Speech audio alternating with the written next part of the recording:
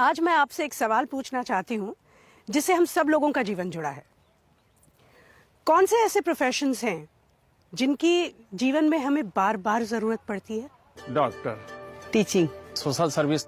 मैं फिर से पूछती हूँ, जरा सोच के बताइए, कौन सा ऐसा प्रोफेशन है जिससे विश्व के हर व्यक्ति का जीवन जुड़ा हुआ है? Politics, media, oxygen. चलिए मैं दूसरी तरह से पूछती हूँ, वो कौन सा ऐसा प्रोफेशन है जिसके बिना आप एक दिन भी नहीं जी सकते? हाउसवाइफ की सर्विसेज के बिना हम नहीं जी सकते। फिल्म इंडस्ट्रीज है, उसके बगैर तो आज की जीना मुश्किल है। WhatsApp, Twitter, Facebook. अब मैं क्या कहूँ, हाथ कंगन को आरसी क्या। इस पृथ्वी पर एक ही ऐसी चीज है जिससे हर व्यक्ति, हर जीवन जुड़ा है, और वो है कृषि। हमारी रोजमर्रा की जिंदगी में हमें डॉक्टर्स, लॉयर्स, इंजीनियर्स की कभी कभी जरूरत पड़ती है, लेकिन जिसकी हमें हर दिन, हर पल जरूरत पड़ती है वो है किसान। देखिए, आप सुबह उठते हैं, आप चाय या कॉफी पीते हैं, इन दोनों की भी तो खेती होती है। साथ ही आप बिस्किट खाते हैं, मतलब दूध, शक्कर, मैदा, फिर से खेती। आप सुबह बिस्तर से उठते हैं तो आपका जो बिस्तर है कॉयर का है, खेती। और आपकी जो चादर है वो कॉटन की है शायद, भाई कॉटन की भी तो खेती होती है। और आपके सिरहाने रखा वो टेबल लैंप, उसका लैंप शेड जूट का है ना। नहाते हुए आप जो भी साबुन इस्तेमाल करते हैं, नीम, एलोवेरा, फ्लोरल या जो भी टूथपेस्ट या शैम्पू, इस सब का रॉ मटेरियल कृषि से ही तो आता है। और ट्रैवल करते हुए आपने बड़े बड़े वेयर हाउसेस देखे होंगे, या तो डैम्स, कनाल्स और ये बड़ी बड़ी फैक्ट्रीज। इन सब में इस्तेमाल होने वाला रॉ मटेरियल एग्रीकल्चर से ही आता है। और रात को दूर आसमान में वो चमकता हुआ तारा जब आप देखते हैं, वो दरअसल तारा नहीं बल्कि एक सैटेलाइट है, और वो भी इस एग्रीकल्चर के नेटवर्क का एक हिस्सा है। तो जमीन में दबे बीज से लेके आसमान में सैटेलाइट तक हमारा जीवन पूरी तरह से कृषि से घिरा हुआ है। कृषि एक वैदिक शब्द कृषि से निकला हुआ है, जिसका अर्थ है जमीन जोतने की क्रिया। जब विश्व में बाकी और सभ्यताएं बसी भी नहीं थी, तब भारत कृषि में एक अग्रणी सभ्यता थी। इतना ही नहीं, बल्कि भारत में कृषि से रिलेटेड इन्वेंशंस, डिस्कवरीज और रिसर्च हुआ, जिसने पूरे विश्व को कृषि का ज्ञान दिया। रामायण और महाभारत के वक्त से लेकर इंडस वैली के वक्त तक हमारी कृषि काफी विकसित हो चुकी थी। बीज बोने का सही समय, मिट्टी को फर्टाइल रखने के लिए क्रॉप रोटेशन, सिंचाई के लिए नालियां बनाना, ये सब तभी इजाद हुआ। कृषि पराशर ग्रंथ, जिससे हम आज तक कृषि सीखते हैं, इसी समय लिखा गया था।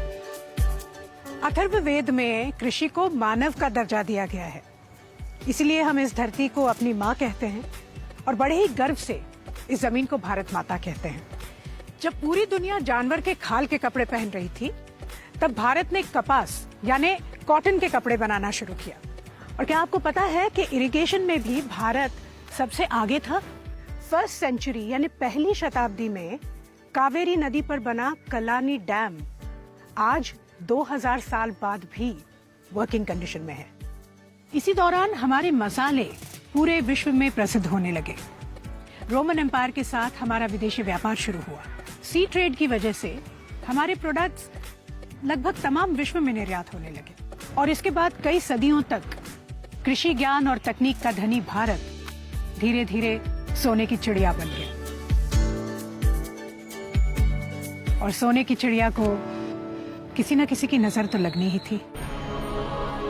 मुगलों के आने के बाद आबादी बहुत तेजी से बढ़ने लगी और दूसरी तरफ अनाज कम पैदा होने लगा, और उसकी जगह कैश क्रॉप्स जैसे कॉटन, ओपियम, नील, इसकी पैदावार बढ़ा दी गई।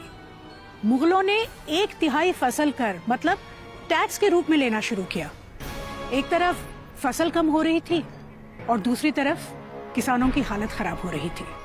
भारतीय कृषि पर लगा ये ग्रहण और गहरा हुआ अंग्रेजों के राज में, जब 1793 में गवर्नर जनरल लॉर्ड कॉर्नवालिस ने जमींदारी को अधिकृत कर दिया। सारा पैसा रईसों के पास चला गया और भारत को सोने की चिड़िया बनाने वाला किसान आखिरी पायदान पर आकर सबसे कमजोर हो गया। अंग्रेजों ने नील की खेती यानी इंडिगो फार्मिंग पर जोर दिया। इसके कारण अनाज कम उगने लगा, जमीन बंजर होने लगी। भूखमरी और किसानों में अभाव, ये हमारे देश में कृषि का स्वरूप हो गया। और आज भी हालात जो के त्यों हैं। कदे बाढ़ कदे सूखा पड़ जा, कदे किसान ओलावृष्टि ते मारा जा, सही फसल का दाम मिले ना, और कदे बॉर्डर पे बेटा वारा जा। अन्नदाता कह के खून चूस लिया, धोखेबाज सरकारा ने शीशम के डाले फांसी ला ली।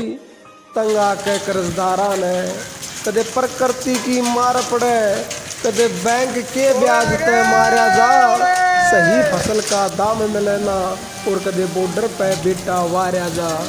जय जवान और जय किसान के सब झूठे नारे लागे रहे, देश की खातिर जान हो देनी, हम रहते सब त्यागे रहे। बिल्लू जाट हम माटी के संग माटी हो गए, अंधकार में जीवन सारा जा, सही फसल का दाम मिलना, और बॉर्डर पे बेटा वारा जा। जय जवान जय किसान जय हिंद।